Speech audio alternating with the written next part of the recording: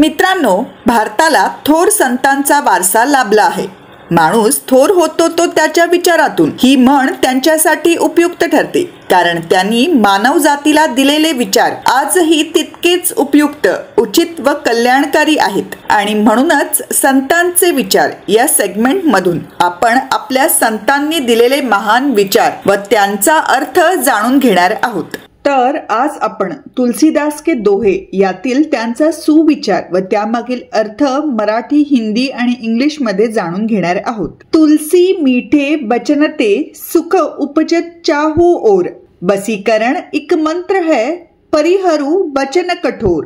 या दोयात गोस्वामी संत तुलसीदास जी म्हणतात की गोड शब्द बोलल्याने सर्वत्र सुख आणि आनंद पसरतो. गोड शब्द हा एक अचूक मंत्र आहे जो लोकांना तुमच्याकडे संमोहित करतो. त्यामुळे प्रत्येक व्यक्तीने कठोर शब्द टाळून नेहमी गोड बोललं पाहिजे. मित्रांनो, तुलसीदासजींनी या दोयातून सर्वांना गोड बोलण्याची शिकवण दिली आहे. गोड बोलण्याने संतुलित वातावरण निर्माण होतं, ज्याने सर्वत्र प्रेम, आनंद आणि शांती पसरते. अशा प्रकारे गोड भाषेचा वापर आपल्याला प्रगतीकडे नेतो. अर्थ हिंदी. इस दोहे में गोस्वामी संत तुलसीदास जी कहते हैं कि मीठी बोली बोलने से चारों ओर सुख और खुशियां फैल जाती है. मीठे वचन एक ऐसा अचूक मंत्र है जो सबको अपनी ओर सम्मोहित करता है. इसलिए हर व्यक्ति को कठोर वचन का त्याग कर सदैव मीठी वाणी ही बोलनी चाहिए.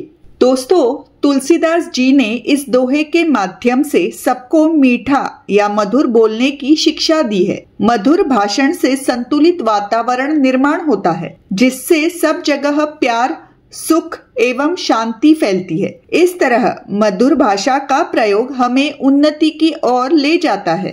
अर्थ English. In this doha, Goswami Sant Tulsidas ji says that speaking sweet words spread happiness and joy all around. Sweet words are such a surefire mantra that attracts everyone towards you.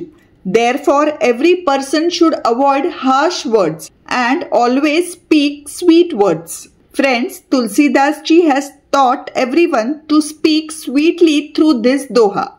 Sweet speech creates a balanced environment which spreads love, happiness and peace everywhere. Use of sweet language in this way leads us towards progress. Ram Krishna Hari.